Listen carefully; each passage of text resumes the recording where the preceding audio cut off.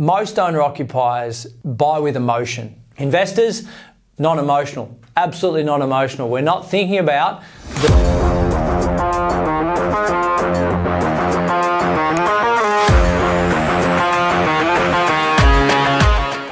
Alrighty, day 5, the search begins. Now, we may get the feeling that if it's an owner-occupier that we don't have to put as much research into it. And kind of true, but not really. And I'll tell you why. Most owner-occupiers buy with emotion, right?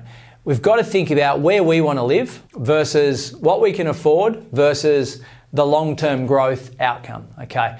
Now, usually one of those has to go, okay? So if it's your first time buying your owner-occupied property, there's a good chance that you won't be able to buy in the blue chip location that you'd love to spend the rest of your life. So you need an upgrader. You need to buy something with the hope of upgrading to that particular location in 5, 10, 15 years time. So you still need to buy well. So all those indicators I spoke about on day 4, you need to apply to day 5 to your owner-occupier search, because you don't want to put too much emotion into it, even though you have to live in it. You can't change the location, but you can change the dwelling type. You can change the kitchen, you can change the bathroom, you can knock a wall out, you can lick a paint, new carpets, all these sort of things. You can't change the location. So have a look at that as an owner-occupier.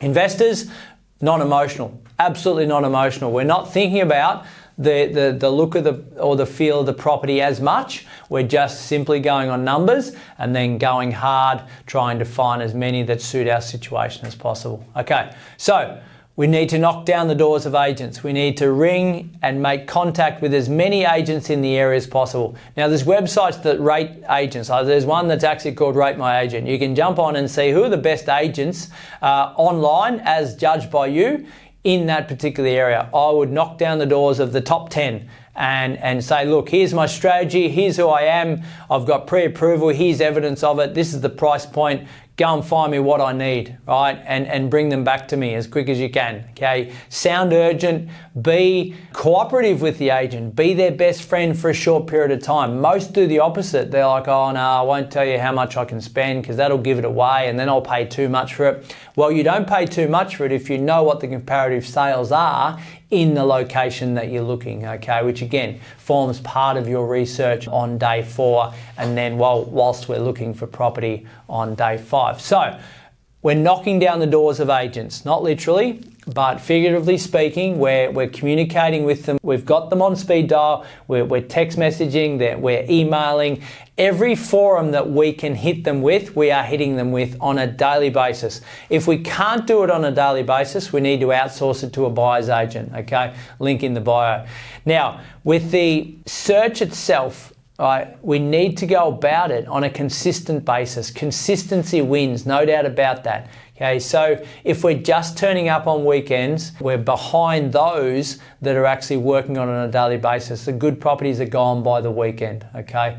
Now, not only are we talking to agents, but we're having a conversation with property managers because they're eager to get your property, especially if it's obviously it's an investment they need or you need a property manager. So you're going to reach out to them and say, look, I'm buying an investment property in the area. I'm keen to look at some good, bad and ugly areas of the suburb or the city. Tell me about them. What's happening? What are you seeing on the ground? How many have you got listed at the minute? So you're getting a feel for the area. It's like visiting the hairdresser and the hairdresser gives you all the gossip.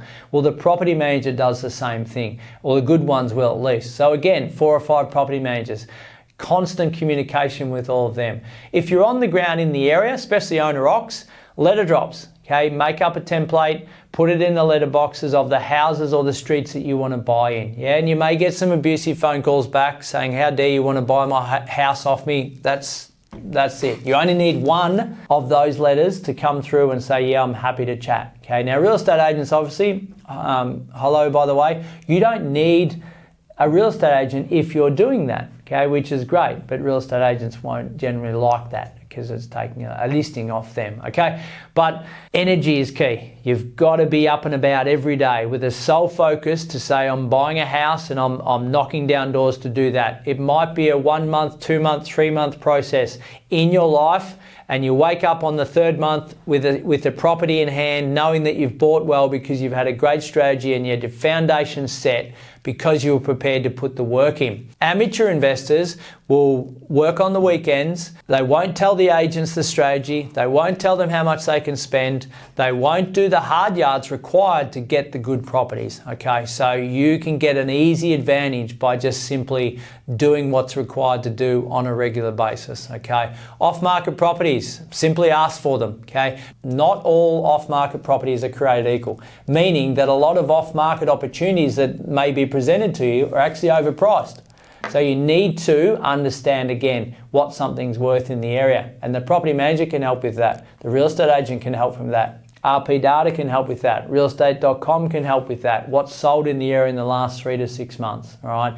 Evidence there. It needs to be concrete evidence, not this is how much it's listed for, and then you get a discount of 10K off the listing price, only to realise that you've actually paid 20 grand too much for it. It says the agents listed the price too high.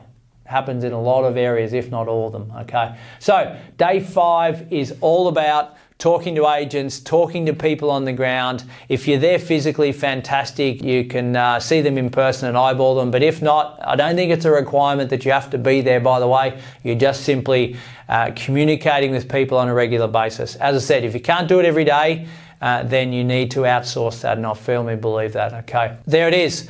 Day 5 completed. We should have had a look at so many properties online. We should have looked at property videos, property managers sending you videos, real estate agents sending you videos. You should get a really good feel for streets. You can look at Google Earth. If you want to subscribe to somewhere like Nearmap, that's a lot more expensive, but it's up-to-date imaging.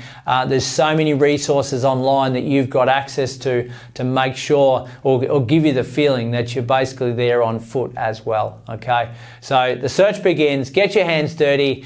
Go get them.